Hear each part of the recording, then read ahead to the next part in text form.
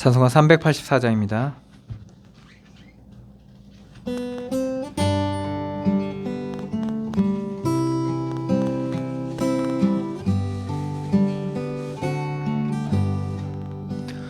나의 갈 길 다가도록 예수 인도하시니 내 주 안에 있는 긍휼 어찌 의심하리요. 믿음으로 사는 자는 하늘 위로 받겠네. 무슨 일을 만나든지 만사 영통하리라. 무슨 일을 만나든지 만사 영통하리라.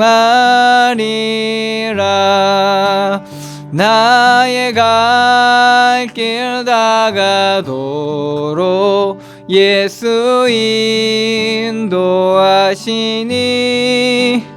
어려운 일 당할 때도 족한 은혜 주시네. 나는 심히 고단하고 영혼 매우 가라나 나의 앞에 반석에서 샘물 나게 하시네. 나의 앞에 반석에서 샘물 나게 하시네. 나의 갈 길 다가도록 예수 인도하시니 그의 사랑 어찌 큰지 말로 알 수 없도다.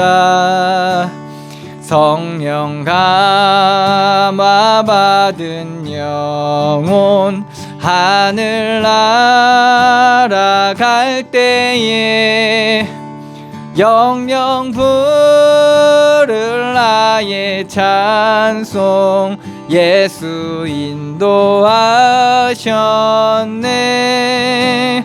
영영 부를 나의 찬송 예수 인도하셨네.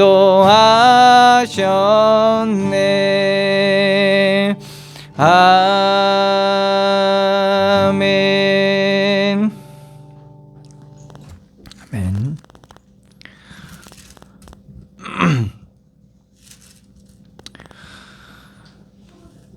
370장입니다.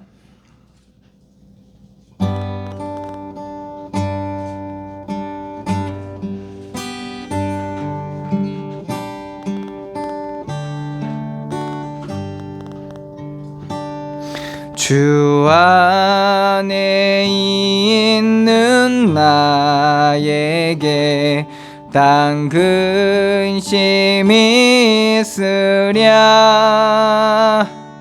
십자가 밑에 나가 내 짐을 풀었네.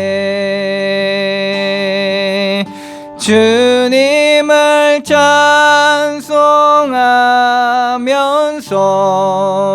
할렐루야 할렐루야. 내 앞길 멀고 험해도 나 주님만 따라가리. 그 두려움이 변하여 내 기도 되었고 전날의 안숨 변하여 내 노래 알게 되었네. 주님을 찬송하면서 할렐루야 할렐루야. 내 앞길 멀고 험해도 나 주님만 따라가리. 내 주는 자비하셔서 늘 함께 계시고 내 궁핍함을 아시고 늘 채워주시네.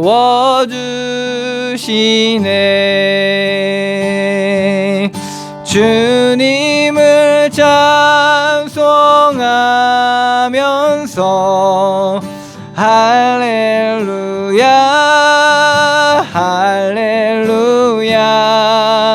내 앞길 멀고 험해도 나 주님만 따라가리.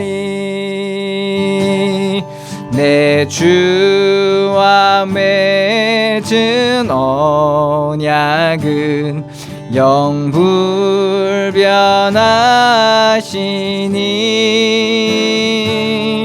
그 나라 가기까지는 늘 보호하시네.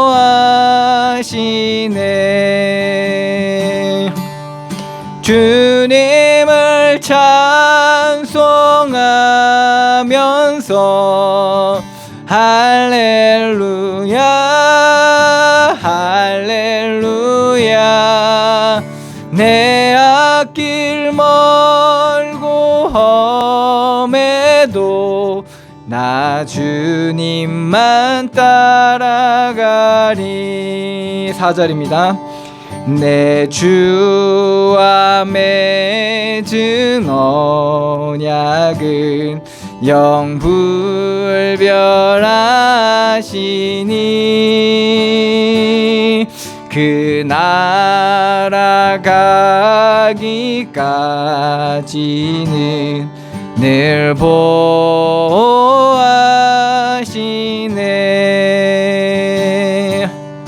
주님을 찬송하면서 할렐루야 할렐루야. 내 앞길 멀고 험해도 나 주님만 따라가리.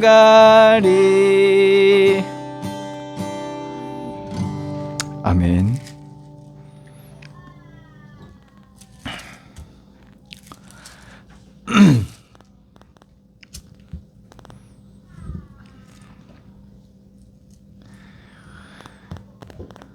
자, 315장입니다.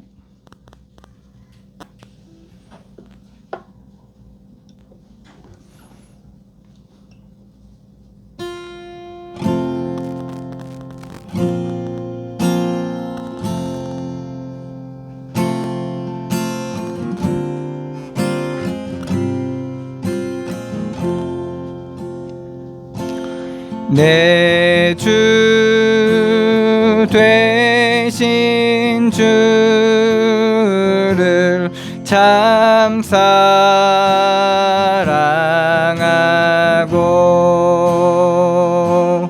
곧 그에게 죄를 다고 합니다. 그는 은혜를 주신 내 예수시니 이전보다 더욱 사랑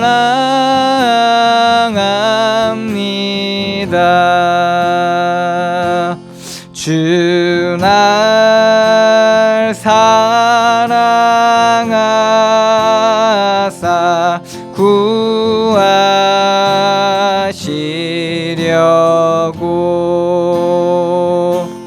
저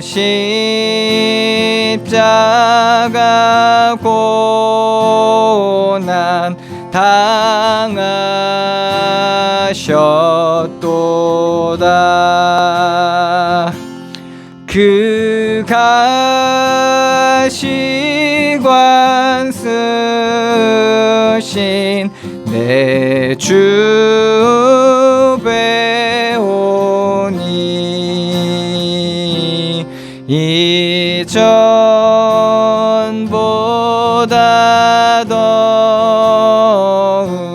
사랑합니다.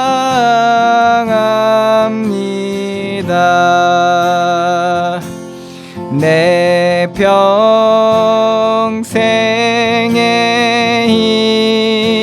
힘쓸 그 큰 의무는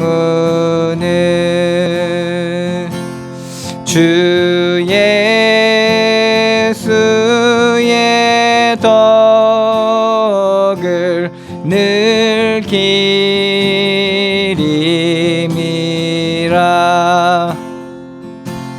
숨질 때에까지 내 할 말씀은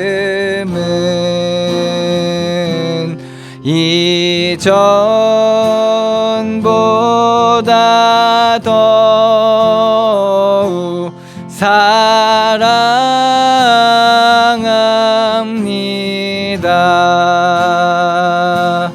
그 영광의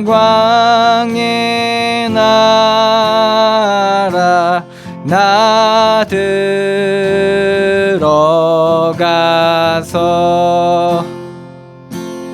그 풍성한 은혜 늘 감사하리.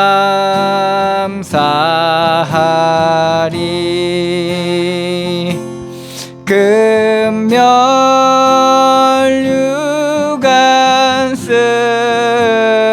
쓰고 나 찬송할 말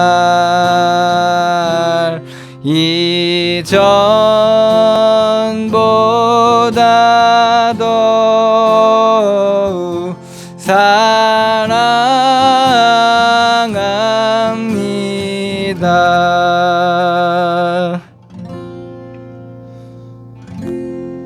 아멘.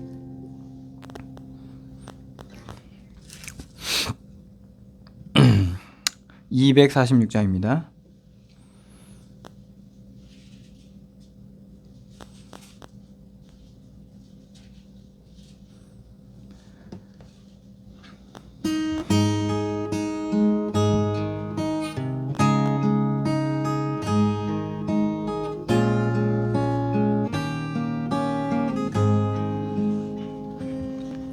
나 가나안 땅 귀한 성에 들어가려고 내 무거운 짐 벗어버렸네. 죄 중에 다시 방황할 일 전혀 없으니 저 생명 시냇가에 살겠네. 길이 살겠네. 나 길이 살겠네. 저 생명 시냇가에 살겠네. 길이 살겠네. 나 길이 살겠네. 저 생명 시냇가에 살겠네. 그 불과 구름 기둥으로 인도하시니 나가는 길이 영통하겠네. 이 요단강을 내가 지금 건넌 후에는 저 생명 시냇가에 살겠네. 길이 살겠네. 나 길이 살겠네. 저 생명 시냇가에 살겠네.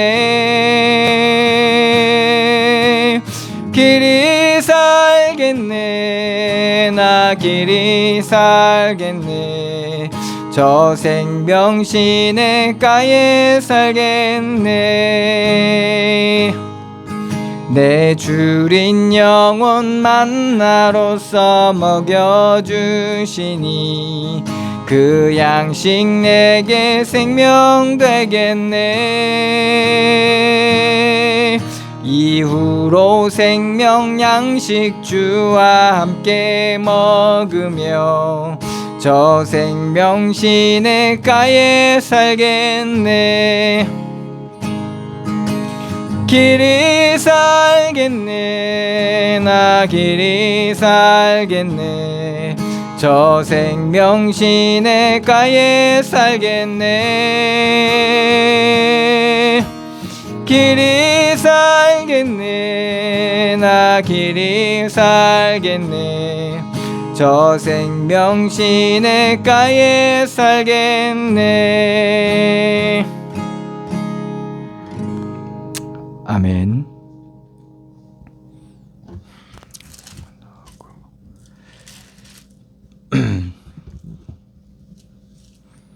540장입니다.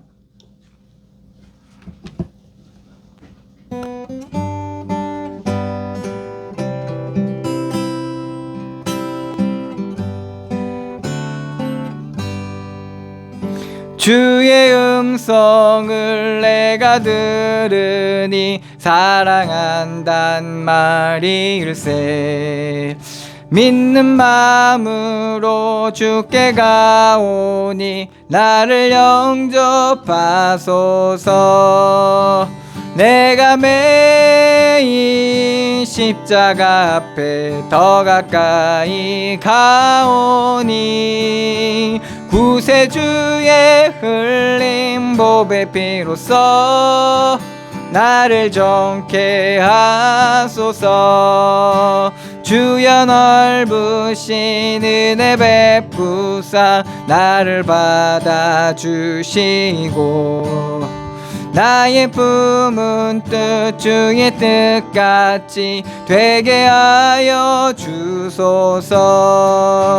내가 매일 십자가 앞에 더 가까이 가오니 구세주의 흘린 보배 피로써 나를 정케 하소서. 주의 보좌로 나아갈 때에 어찌하니 기쁠까. 주의 얼굴을 항상 배우니 더욱 친근합니다. 내가 매일 십자가 앞에 더 가까이 가오니 구세주의 흘린 보배 피로써 나를 정케 하소서. 우리 구주의 넓은 사랑을 증량할 자 없으며 주가 주시는 참된 기쁨도 헤아릴 수 없도다. 내가 매일 십자가 앞에 더 가까이 가오니 구세주의 흘린 보배 피로써 나를 정케 하소서.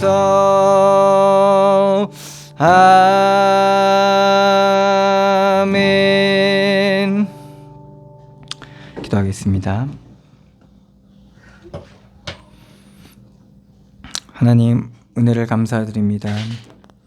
그리스도 예수 안에 있는 영원하고 완전한 구원을 우리에게 베풀어 주시고 우리가 더 이상 사망에 매이지 않고 어둠에 잡히지 않고 그리스도 안에 있는 그 풍성한 은혜와 사랑을 누리며 이 땅 가운데 하나님 나라를 누리게 하여 주시니 감사드립니다. 우리가 주님 앞에 나와 예배하고 주의 이름을 부를 때 주께서 우리에게 응답하여 주시고 우리가 알지 못하는 크고 비밀한 하나님의 계획과 뜻이 우리 가운데 발견되어지는 은혜를 더하여 주시어서 우리가 이 어두운 세상 가운데 빛의 길로 행하게 하여 주시고 우리가 사사로운 욕심과 죄악에 사로잡히지 않게 하여 주시며 그리스도 예수 안에 있는 풍성한 은혜와 사랑을 누리게 하여 주시옵소서. 말씀의 빛을 비춰주시고 우리의 삶의 현장을 통하여 깨달아 알게 하여 주셔서 우리가 정말 하나님의 지혜를 누리게 하여 주시고 우리에게 힘이 부족하다면 힘을 더하여 주시고 우리에게 능력을 더하여 주셔서 그리스도의 구원으로 말미암아 우리가 하나님의 영광을 누리는 귀한 축복을 더하여 주시옵소서. 시간도 주님 앞에 나와 예배할 때 우리의 어둠을 비춰주시고 우리의 무지함을 깨우쳐 주시며 우리에게 힘을 더하여 주셔서 그리스도 안에 있는 이 생명의 비밀을 우리에게 알려주시고 우리가 누리는 시간들로 인도하여 주셔서 성령의 충만함으로 인도하시고 역사하여 주시옵소서. 그래서 우리의 속해 있는 가정과 우리의 현장과 우리가 나아가야 될 미래 현장 가운데서 우리가 담대한 믿음을 가지고 나아갈 수 있도록 하여 주시고 우리가 정말 세상의 육신의 것에 마음 두지 않고 하나님의 구원을 누려서 날마다 승리할 수 있는 귀한 죄 백성들로 날마다 성장해 갈 수 있도록 주께서 이 시간도 우리 안에서 역사하여 주시옵소서. 부족한 믿음을 더하여 주시고 정말 드러나는 현장 속에서 속지 않게 해 주시며 우리가 정말 믿음을 지키고 믿음으로 세상을 이길 수 있는 그런 믿음의 사람 되게 하여 주시옵소서. 시간도 말씀의 은혜를 더하여 주시고 그 말씀이 우리의 심령 가운데 잘 박혀 못과 같이 박혀 정말 결실을 맺게 하시고 작은 일에 흔들리지 않게 해 주시며 정말 지혜로운 자로 온전히 성장해 갈 수 있도록 이 시간도 가르치시고 주의 성령으로 인도하시고 역사하여 주시옵소서. 온전히 주장하실 주님께 감사드리며 예수 그리스도의 이름으로 기도드리옵나이다. 아멘.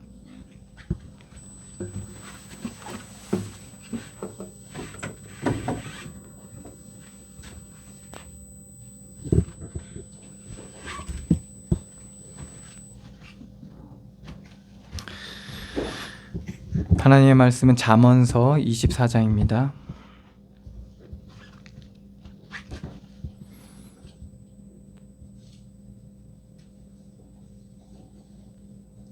(24장) 23절로 34절 말씀입니다.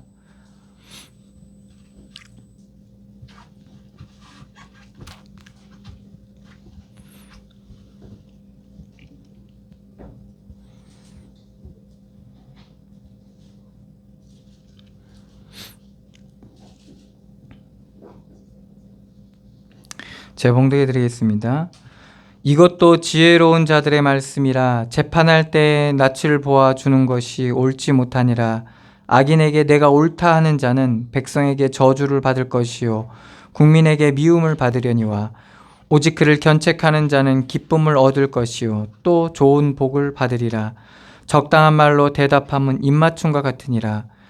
내 일을 밖에서 다스리며 너를 위하여 밭에서 준비하고 그 후에 내 집을 세울지니라. 너는 까닭없이 내 이웃을 쳐서 증인이 되지 말며 내 입술로 속이지 말지니라. 너는 그가 내게 행함같이 나도 그에게 행하여 그가 행한 대로 사람에게 갚겠다 말하지 말지니라. 내가 게으른 자의 밭과 지혜 없는 자의 포도원을 지나며 본즉 가시덤불이 그 전부에 퍼졌으며 그 지면이 거친 풀로 덮였고 돌담이 무너져 있기로 내가 보고 생각이 깊었고 내가 보고 훈계를 받았노라. 내가 좀 더 자자 좀 더 졸자 손을 모으고 좀 더 누워있자 하니 내 빈궁이 강도같이 오며 내 곤핍이 군사같이 이르리라. 아멘.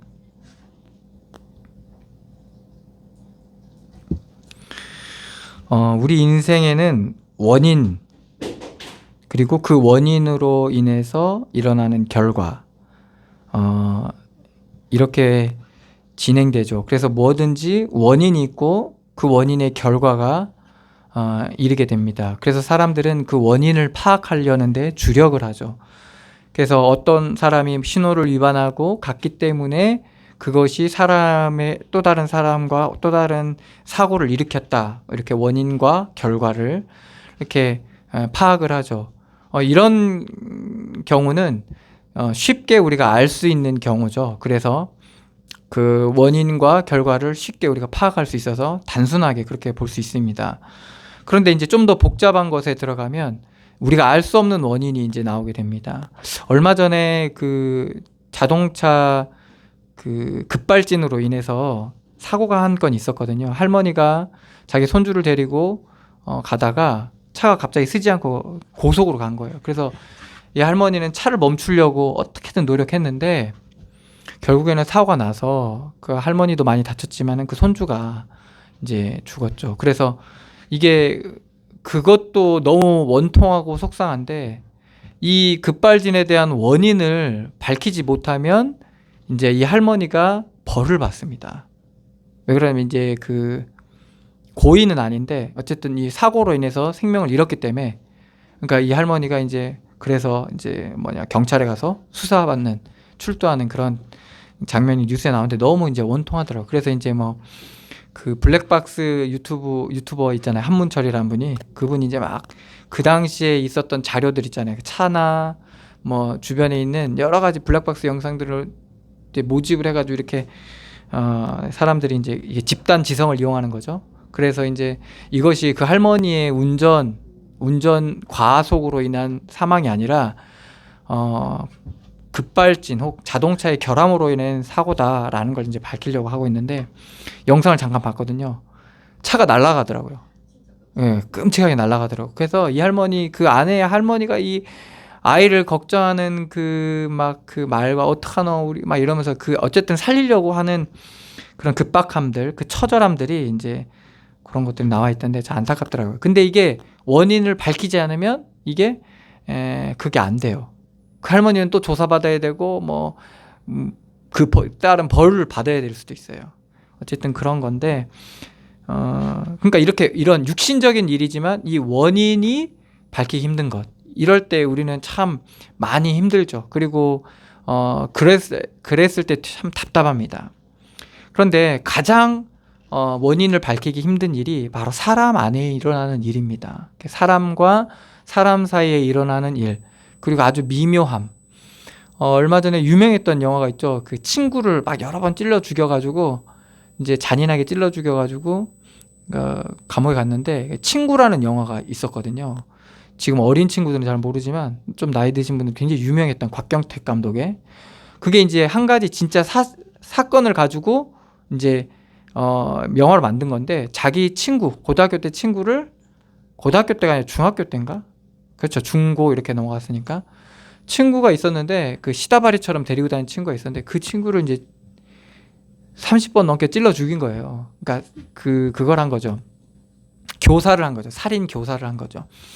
그러니까 본인이 한 게 아니라 자기 이제 밑에 애를 데리고 그렇게 했는데 어쨌든 근데 거기서 보면 왜 그랬냐라고 물어요 주인공이. 그럴 때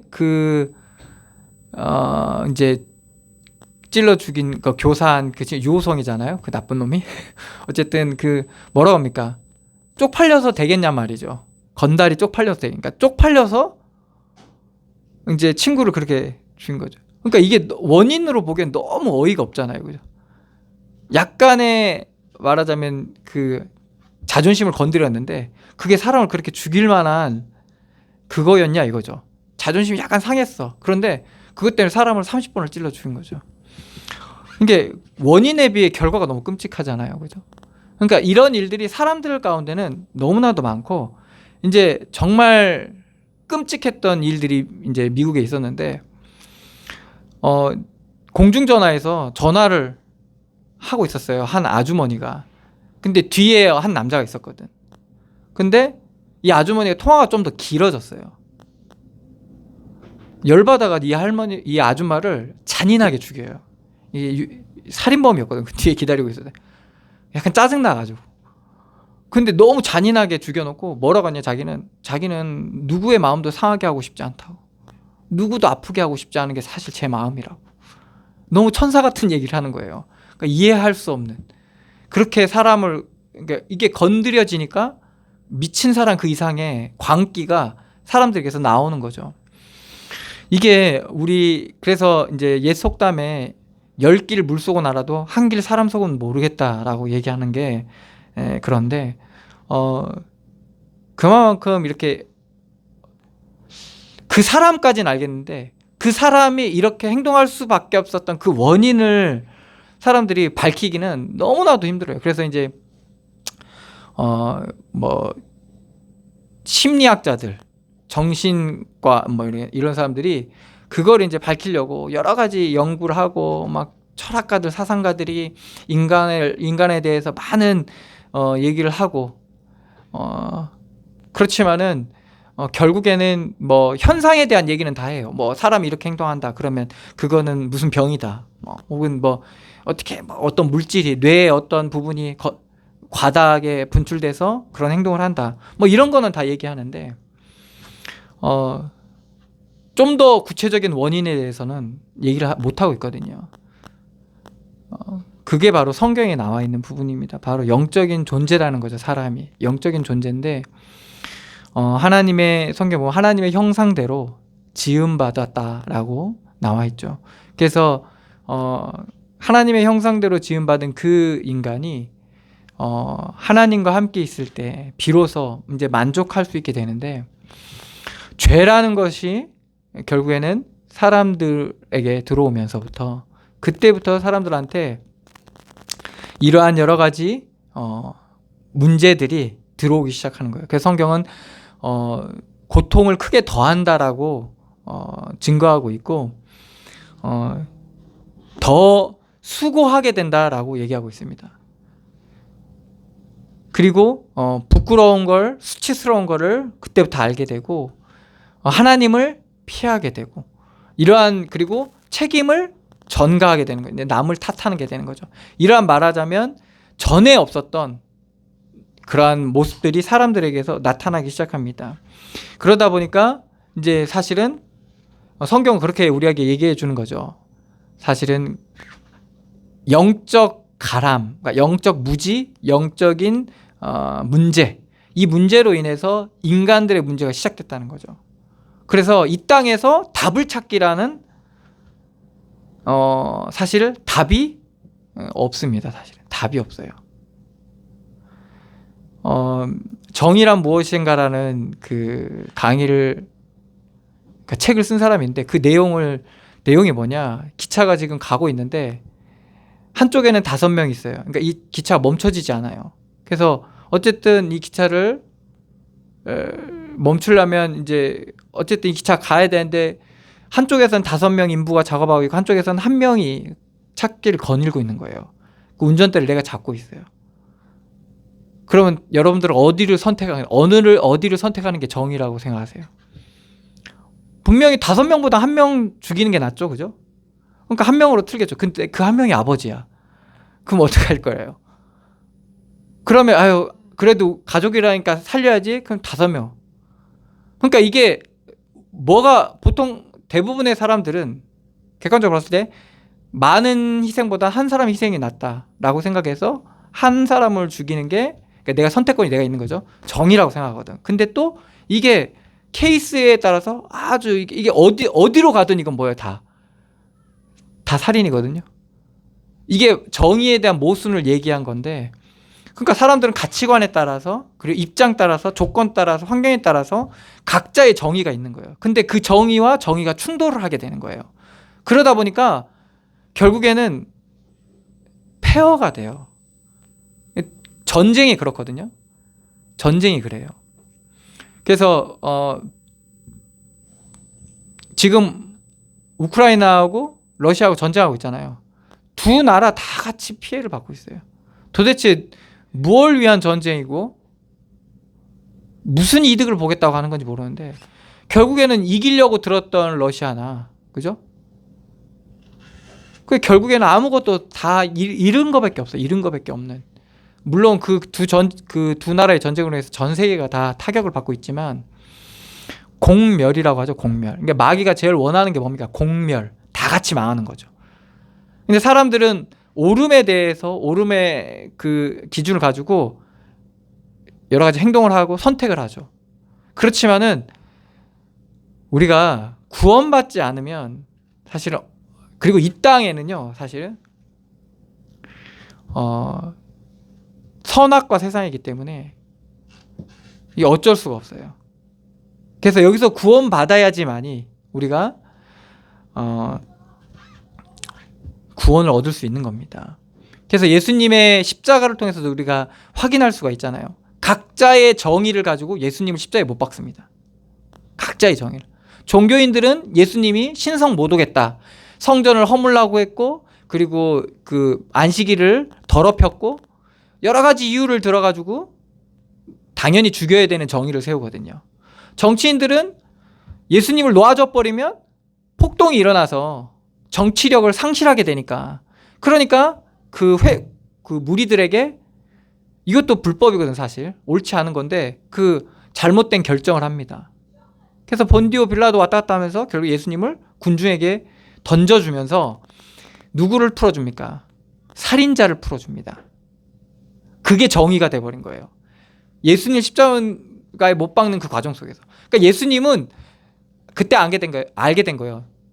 죽어야 된다는 걸. 이 죽지 않으면 끝나지 않는다는 걸 알게 된 거예요. 우리가 그리스도 안에 십자가에 죽지 않으면 끝나지 않아요. 우리는 이 끝없는 충돌이 끝나지가 않습니다. 근데 사람들은 대부분 이 모순되고 어두운 세상에 대한 이면을 모르다 보니까 이 땅 가운데서 아직도 생명을 찾으려고 하고 구원을 찾으려고 하고 어떻게든 그렇게 하려고 해요. 그런데 그건 결국에 유리하면서 방황할 뿐이라는 걸 알아야 됩니다. 영적 존재인 사람이 하나님의 영적인 사실들을 모르고 하나님을 만나지 못하면 우리는 또 이 땅 가운데서 이 땅의 영광을 보면서 마귀에게 절하는 그러한 잘못을 저지르게 됩니다. 사람이 떡으로만 살 것이 아니라 하나님의 말씀으로 살아야 되고, 우리는 그렇게 지음받은 존재라는 거죠. 그래서 지금 아직도 그러한 정의들이 부딪히고 있습니다. 중국이 왜 저렇게 말도 안 되는 비상식적인 행동들을 하나, 북한이 왜 저렇게 말도 안 되는 짓들을 하나, 그들에게는 정의인 거예요. 그게 전 세계가 인정하지 않지만 그들에게는 정의인 거예요. 그들의 기준과 그들의 입장에서 봤을 때는 그게 정의인 거예요. 그런데 그것이 우리에게 거울이 되고 메시지가 돼야 되는데 우리는 이제 정죄하기 바빠요. 근데 그러다 보니까 결국에는 단절 혹은 이제 끊임없는 전쟁이 일어나는 거예요.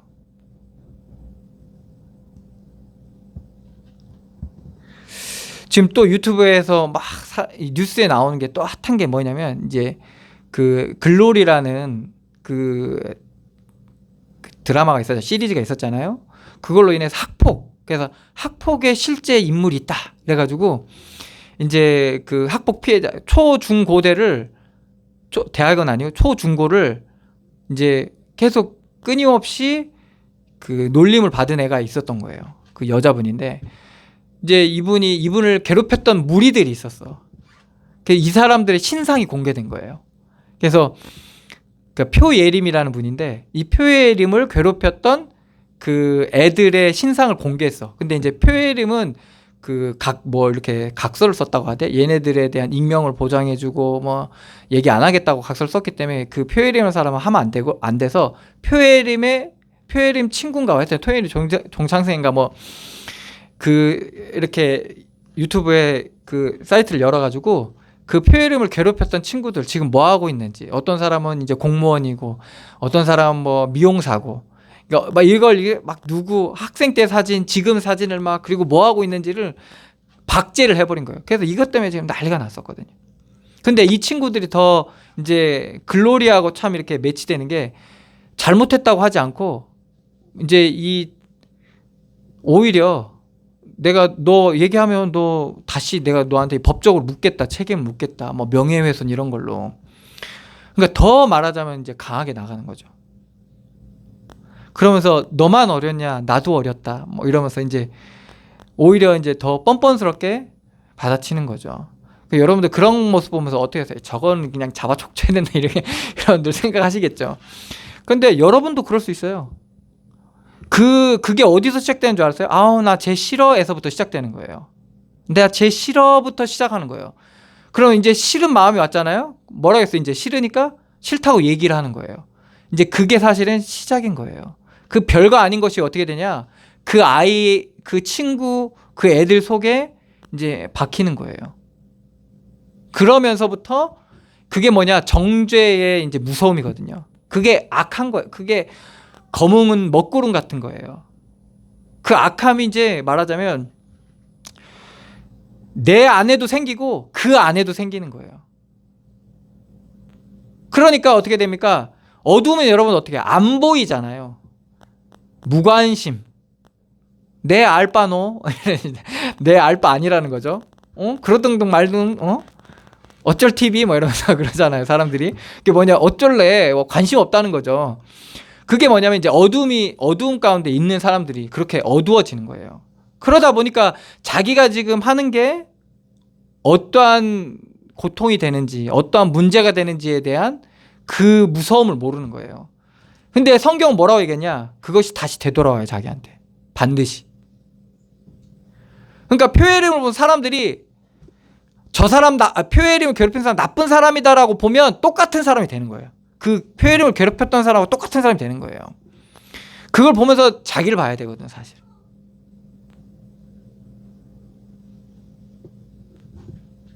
대부분 사람들이 그 부분들을 몰라요. 그래서 뭐 지난주에도 우리가 잠언서 말씀을 통해서 말씀했지만 그것을 정죄하면 어떻게 됩니까? 그것이 그 행악자들에게 분을 품지 말고 그 사람들을 욕하지 말고 그 사람들을 잘못되길 바라고 그러지 말라고 하잖아요. 왜 그러냐? 그것이 너한테 돌아간다는 거예요. 그 사람들을 정죄하면 그 사람한테 임하는 그 재앙이 너에게도 간다고 성경은 얘기하고 있거든요. 왜 그럴까요? 똑같은 세계라서 그래요. 선악과 세계거든요. 맞고. 내가 맞으면 제가 틀린 거죠. 제가 맞으면 내가 틀린 거지. 이거 똑같은 선악과 세계예요. 그리스도는 뭐예요? 거기에 있지 않거든. 거기서 십자가 지시고 부활하셨거든요. 그러니까 이걸 통해서 알 수 있는 게 뭡니까? 똑같은 어둠에 사로잡히면 그렇게 된다는 거예요.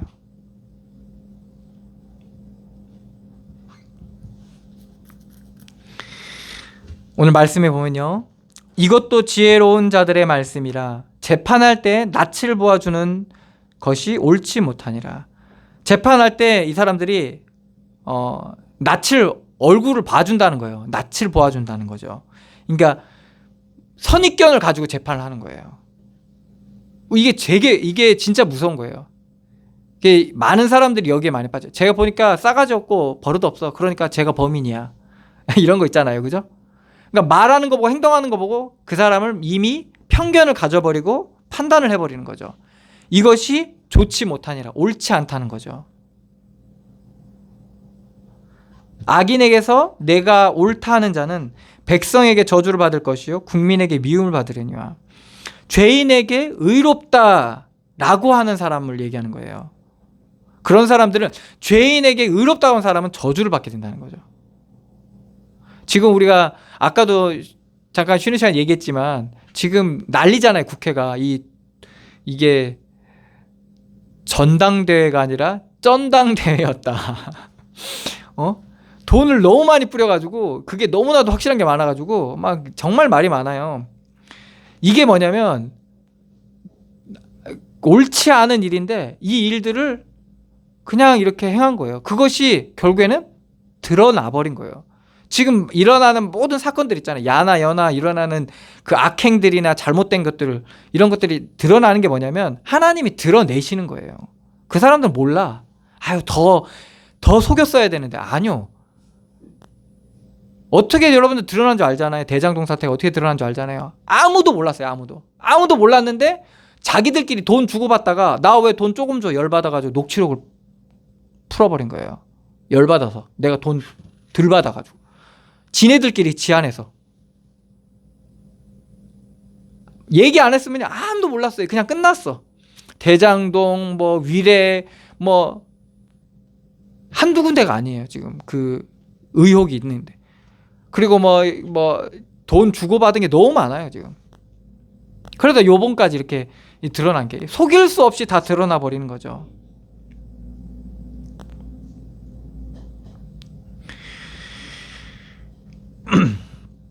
백성에게 저주를 받을 것이요.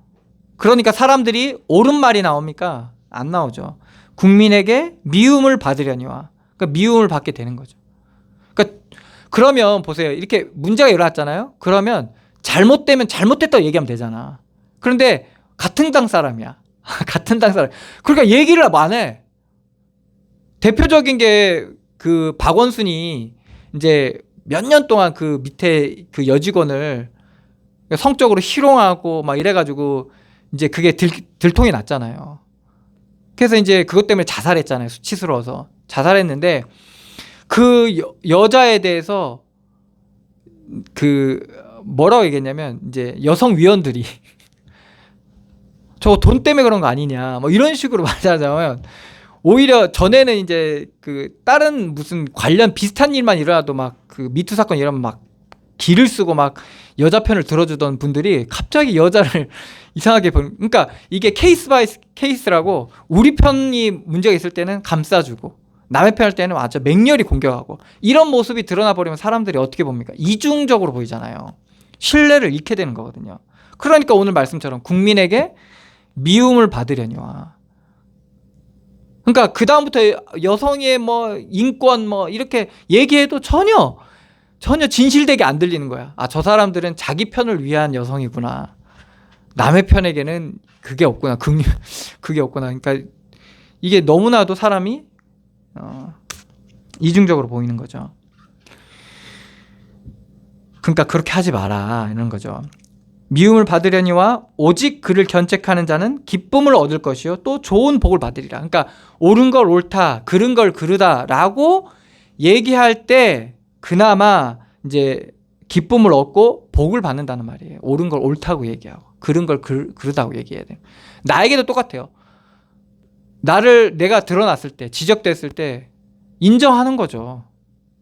인정하면 거기에 대한 사람들은 그럼 저 사람은 적어도 양심은 있고 저 옳은 걸 옳다고 얘기하고 그른 걸 그른다고 얘기하는 사람이구나라는 걸 우리가 알게 되잖아요. 잘못은 했지만 사과하면 실제 인정하고 사과하면 사람들은 그래도 그렇게 악한 사람만 있는 게 아니니까 그렇거든요. 그런데 이제 끝까지 우리 조국도 그렇잖아요. 이게 너무나도 다 드러났는데 자기는 피해자라는 거죠. 피해자라. 아니 위조한 게 다 드러나고 시험 한 번도 안 친 게 조민도 그렇잖아요. 근데 조민도 자기도 전혀 문제 없는 것처럼 하고 막 방송에 나오고 막 그러더라고요. 아주 뻔뻔스럽게 그렇게 얘기하는 거예요. 그래서 내가 저 사람들 한때는 너무 좋아했던 사람들인데 저는 믿었던 사람인데 너무 이게 착한 사람들이 착한 게 아니라는 거죠. 물론 뭐 성경이 그렇게 증언하고 있지만 그러니까 이러니까 이게 좋은 일이 있겠어요?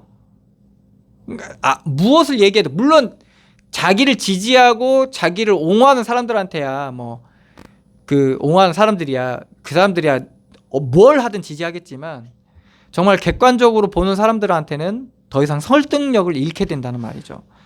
참 그런 게 참 안타까운 건데 이게 악함이 쌓이고 어둠이 덮이다 보면 지금 착각을 하게 돼요. 자기가 마치 정의인 것처럼 자기가 하는 게 모든 게 옳은 것처럼 자기가 판단하고 행동하는 게 맞는 것처럼 이제 너무 그 바벨탑을 높이 쌓다 보면 이게 객관성을 잃게 되는 거예요. 그래서 우리가 하나님 앞에 겸손히 경외함을 가지고 하나님 앞에 서게 되잖아요. 그러면 하나님의 말씀을 듣게 되잖아요. 이게 겸손함이거든요. 우리가 하나님의 말씀을 듣게 되면 사람의 말도 들을 수 있게 돼요. 원수의 말도 들을 수 있게 돼요. 그런데 교만함이 깔리게 되면 여기에는 뭣도 포함한 거냐? 종교적 교만함도 포함한 거예요.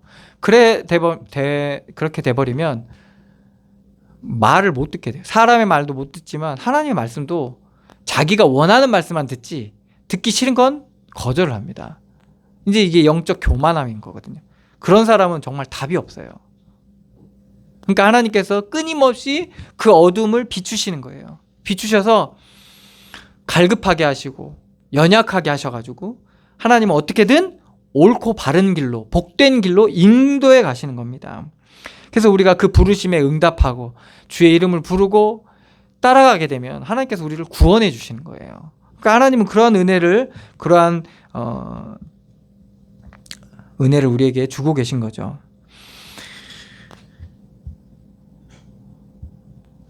적당한 말로 대답함은 입맞춤과 같으니라.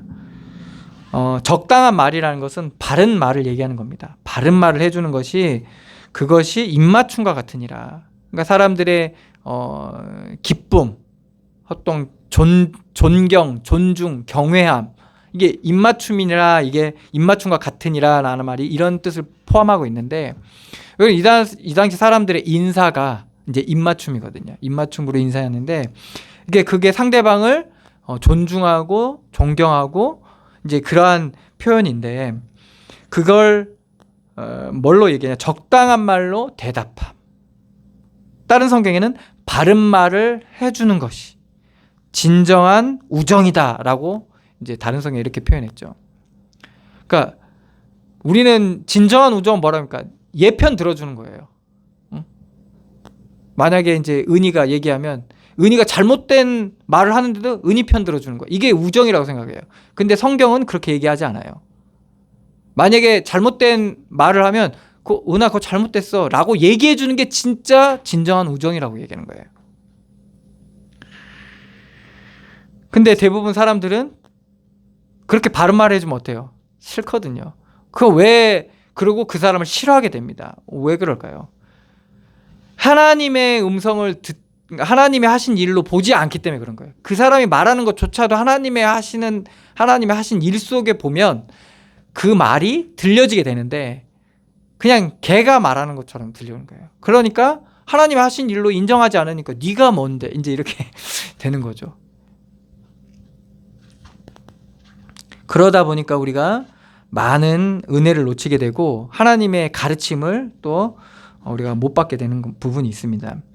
그래서 적당한 말로 대답함은 입맞춤과 같으니라. 내 일을 밖에서 다스리며 너를 위하여 밭에서 준비하고 그 후에 내 집을 세울지니. 이 말은 이제 다른 말로 바깥의 일을 다 해놓고 그리고 내 밭을 다 마무리한 후에 이제 집안을 세우라는 거죠. 그러니까 우리에게 맡겨진 일들을 성실하게 다 해놓고 그리고 네 집안을 챙기라는 말입니다. 우리가 대부분 그렇거든요. 우리가 그 맡겨진 일들 쉽지만은 않아요. 그렇기 때문에 우리가 자꾸 그런 것들을 미루고 등한시하고 혹은 외면하고 회피하려고 하는 경향들이 있거든요. 그러지 말라는 겁니다. 그래서 네가 집에 가서 쉬고 뭐 그러고 싶지만은 그래도 하나님께서 너희에게 맡겨진 책임과 의무 그 부분들을 성실하게 한 후에 집안을 세워라라는 말씀입니다. 28절에 너는 까닭 없이 내 이웃을 쳐서 증인이 되지 말며 내 입술로 속이지 말지니라. 그러니까 인간에게 있는 이 어두움이 자꾸 이러한 일들이 이렇게 내는 거예요. 그러니까 이게 사실 다 마음과 연결되는 부분이죠. 사람 사이의 일, 그리고 사람이 하는 일, 그리고 사람과 사람 관계 속에서 이제 내 이웃이 나오잖아요.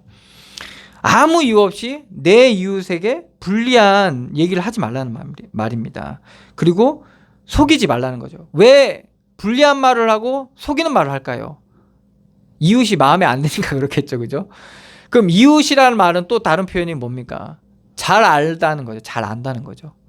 잘 알기 때문에 우리는 잘 아는 만큼, 특히 가족도 그렇잖아요. 잘 아는 만큼 어떻습니까? 솔직할 수 있을 것 같지만 사실은 솔직하지 못한 부분도 되게 많습니다. 잘 알기 때문에. 그런데 더 나아가서 우리가 반드시 솔직하게 얘기해야 될 부분인데 불리하게 증언한다는 말이에요. 이게 왜 그러냐? 두 이웃과의 관계 속에서 지나왔던 과정이 있는 거예요. 맺어왔던 관계가 있는 거예요. 그 관계로 인해서 올바른 말을 하지 못하는 상태까지 이른 거예요. 그러니까 그것이 불리한 증언을 하게 되는 거죠. 그리고 불리한 증언을 하고 거짓을 얘기하는 거예요. 옳은 말을 하지를 못하게 되는 겁니다. 이런 일들이 되게 많죠. 그래서 이제 편을 들어주는 것도 좋고 뭐 힘을 복돋아 주는 것도 좋지만은 우리가 거짓에 동조하고 거짓에 사로잡혀서 안 됩니다. 그런데 한편으로는 또 그것도 있어요. 우리가 연약하기 때문에 자꾸 이런 것에 이 묶임 때문에 그런 거거든요. 관계 때문에 그렇고 묶임 때문에 그런데 그래서 이게 거기에 휘둘리게 되고 동조하게 되고 그리고 그 어둠에 어둠을 더하는 거죠. 거짓에 거짓을 더하는 그러한 일들이 우리 안에서 일어나고 있고 우리도 연약하기 때문에 거기에 빨려 들어가고 잡혀 들어가는 경우가 되게 많습니다. 그럴 때 우리가 하나님 앞에 구원을 구해야 되고 그리고 구하여 주시기를 기도해야 되는 부분입니다. 왜 그러냐면 이런 모든 것에서는요 힘이 있어야 돼요. 용기가 있어야 됩니다. 근데 그 힘이나 용기가 우리가 하는 수준에 가지고는 되지가 않아요. 사실은 그걸로는 온전한 해결이 되지 않아요. 하나님께서 주시는 힘과 용기로 우리가 그러한 정직과 그런 성실들이 회복되어야지만이 온전하게 되는 겁니다. 그래서 속이지 말라. 속이는 것은 결국에는 거짓이고 속이는 것을 좋아하는 것은 육신과 세상과 어둠이고 마귀입니다. 그렇기 때문에 그런 거짓에게 여러분들 무릎 꿇어서는 안 되고 속아서도 안 됩니다. 너는 그가 내게 행한 같이 나도 그에게 행하여 그가 행한 대로 그 사람에게 갚겠다 하지 말하지 말지니라. 그가 한지 그대로 내가 갚아주겠다. 이게 원수에 있는 마음이죠. 그렇기 때문에 이 마음 때문에 이제 다른 말을 하는 거, 거짓말을 하고 속이기도 하고 다른 증언을 하는 겁니다. 이게 진짜 무서워요. 그러니까 아무리 화해를 해도 내 마음이 안 풀리면 이게 되지가 않아. 그래 알았어 해도 내 마음 자체가 매여 있으면요, 이게 묶여 있으면 잡혀 있으면요, 이게 안 돼요. 그래 알겠다. 그래 알겠어. 이렇게 아무리 해도 막 그리고 같이 밥 먹고 막 같이 놀러 가고 막 같이 놀러 다녀도 이 마음이 딱 잡혀 있으면요, 이게 시원치가 않거든요. 그렇기 때문에 이게 한번 거기에 걸려들면 우리가 그게 문제거든요. 그래서 이런 부분에 있어서 우리가 하나님의 은혜를 누려야 되고 그리고 기도 가운데 이런 부분에 있어서 자유하게 돼야 돼요. 근데 반대로 마음이 풀리면 어떻게 됩니까? 뭘 해도 용서해 줄 수 있고 이해해 줄 수 있고 넘어가 줄 수 있는 거예요. 그러니까 우리가 이러한 내적 사람에 대해서 우리가 하나님 앞에 서야 됩니다. 그래서 내가 행한 대로 나도 그에게 갚겠다 말하지 말지니라. 이 말은 뭐죠? 그게 결코 득이 되지 않는다, 복이 되지 않는다는 말입니다. 30절입니다.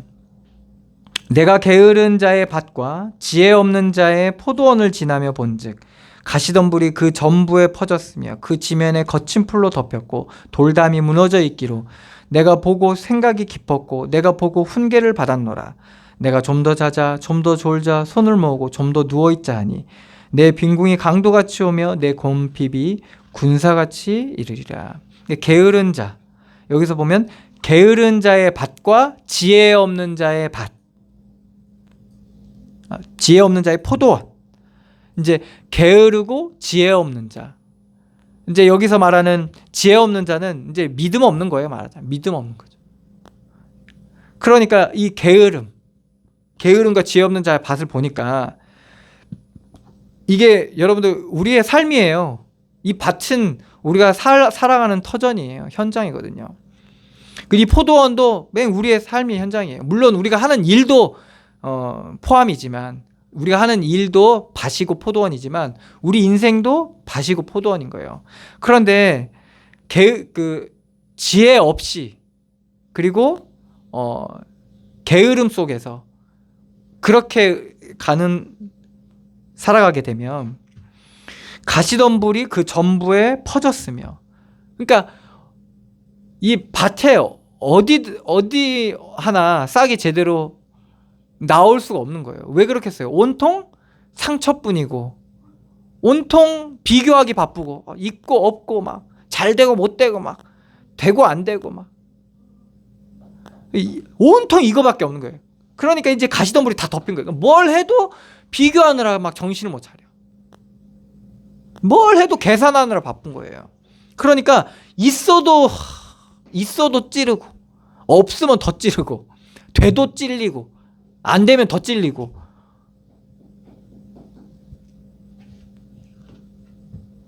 가시덤불이 그 전부에 퍼졌으며 그 지면에 거친 풀로 덮인 거예요. 그러니까 영양가는 하나도 안 되고 이제 풀들이 그냥 그 땅의 영양분을 다 빨아먹는 거예요. 그러니까 뭐 포도원이 되겠어요? 열매를 맺겠냐고. 그러니까 무슨 일을 해도 이게 열매를 맺지를 못하는 거예요. 열매 맺으면 또 이 풀숲에서 열매 맺으면 어때요? 열매도 조그만하고, 그죠? 힘도 없어요. 영양분을 다 빨아먹혀가지고. 그러니까 해도 그때뿐이고 또 지나면 또 공허해지고 허무해지고.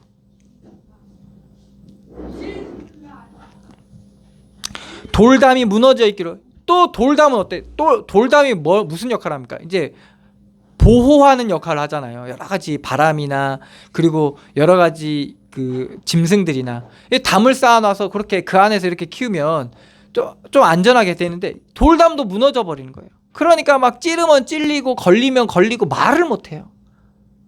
무슨 얘기를 못 한다니까요.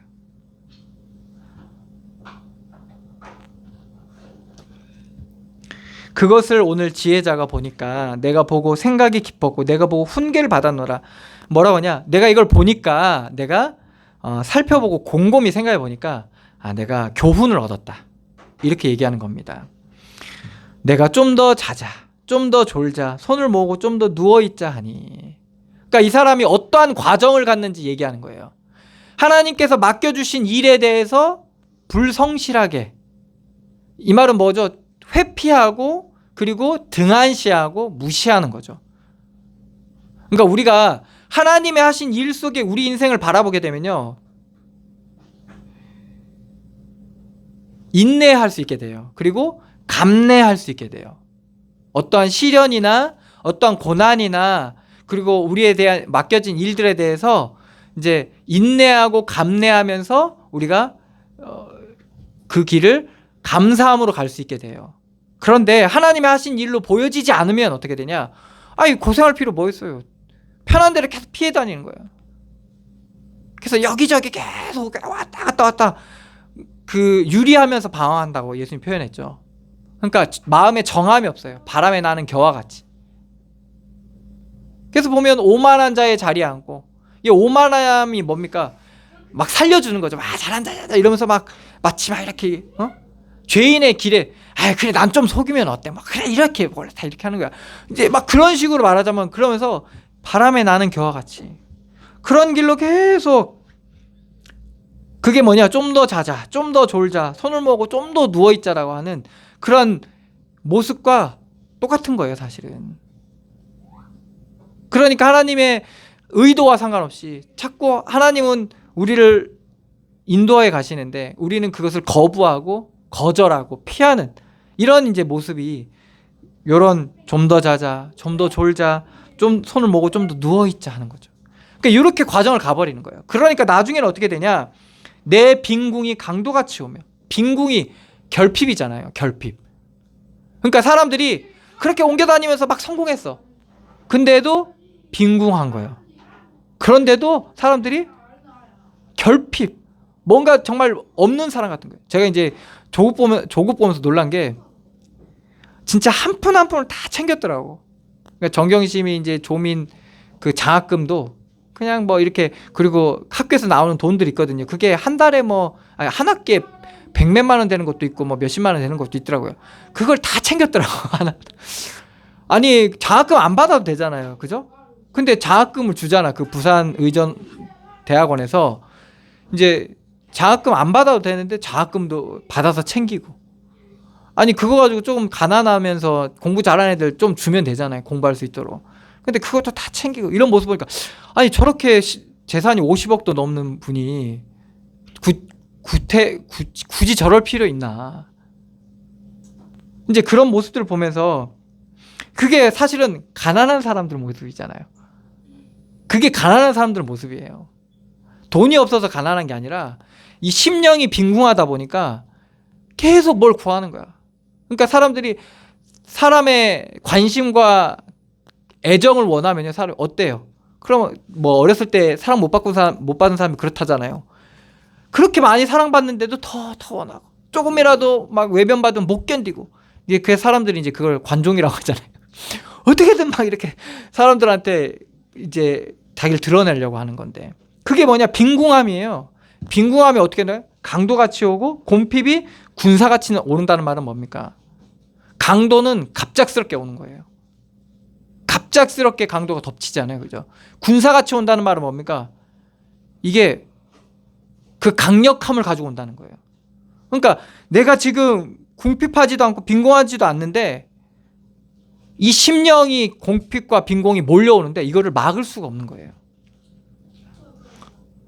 그러니까 전쟁이 일어나는 거죠, 우리 안에서. 거부할 수 없는.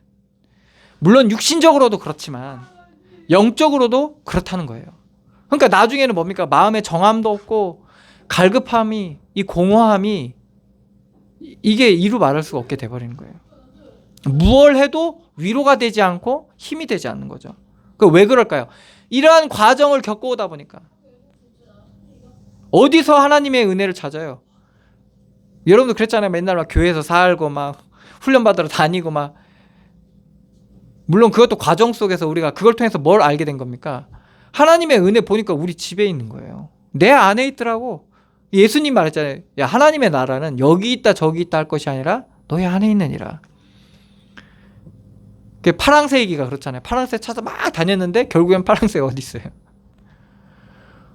결국엔 우리 옆에 있는데 하나님 이미 주셨는데 우리가 그것을 충분히 누릴 만한 것들을 줬는데 그것을 깨닫지 못하니까 유리하면서 방황하는 거죠. 오늘 지혜자가 곰곰이 생각해서 내가 교훈을 얻었다는 거예요. 뭐를 보고 교훈을 얻은 거죠? 좀 안 좋은 케이스죠, 그죠? 정말 가시덤불이 덮였고 온갖 잡초들이 풀로 덮였고 돌담이 무너져 있는 그 처참한 포도원과 그 밭을 보면서 지혜를 얻은 거예요. 우리가 어떠한 과정을 가는지 우리가 봐야 되는 겁니다. 우리의 삶을 우리가 하나님 주신 현장을 잘 봐야 됩니다. 그래서 여기서 내가 혹여나 좀 더 자자, 좀 더 졸자, 손을 모고 좀 더 누워있자. 여러분들 누워있지 말라는 말이 아니에요, 이게. 자지 말라는 얘기가 아니라니까. 오늘 오전에는 그랬잖아요. 하나님 사랑한 자에게 잠을 주신다고. 이 두 말씀이 부딪히잖아, 지금. 그 말을 하는 게 아니에요, 지금. 하나님이 우리에게 주신 복된 것들이 많은데 우리가 우리의 눈과 우리가 죄와 우리의 욕심과 거짓에 사로잡혀 있다 보니까 그것이 다 가려져서 결국에는 우리가 지혜를 잃게 되고 자꾸 다른 것들에 우리가 다른 것을 계속 찾아다니는 거예요.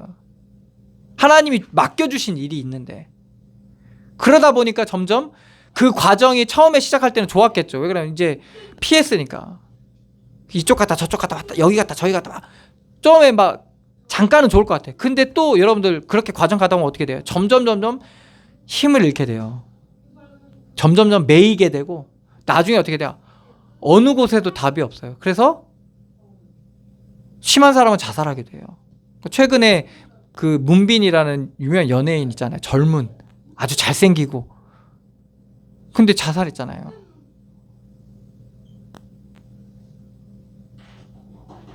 너무 안타깝잖아요. 누가 봐도 그러니까 객관적으로 봤을 때 문빈보다 못생긴 사람이 얼마나 많은데, 문빈 몸이 몸짱이거든요. 어깨 깡패라고 하는데 그 친구보다 몸 안 좋은 사람, 저도 몸 안 좋거든요. 그거보다 더 늙었고 많은데도 이 사람 이게 딱 한번 잡혀버리면 왜 그러냐? 죽을 수밖에 없는 상황이 돼버린 거예요, 사실은. 그게 이제 매이는 거거든요, 자꾸. 참 안타까운데, 내 빈궁이 강도같이 오며 내 곰핍이 군사같이 이르리라. 이게 영적인 빈궁과 곰핍. 여러분, 여기서 하나님을 바라보셔야 돼요. 그분께 주의 이름을 부르면서 지혜를 구하고 하나님이 내게 주신 은혜들을 여러분들 찾아보세요. 찬양에도 있잖아요. 받은 복을 세어보라. 크신 복을 네가 알리라. 받은 복을 세어보라. 주의 크신 복을 내가 알리라. 라는 찬양도 있잖아요.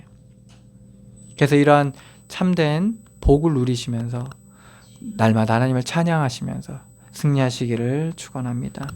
기도하겠습니다. 하나님, 은혜를 감사합니다.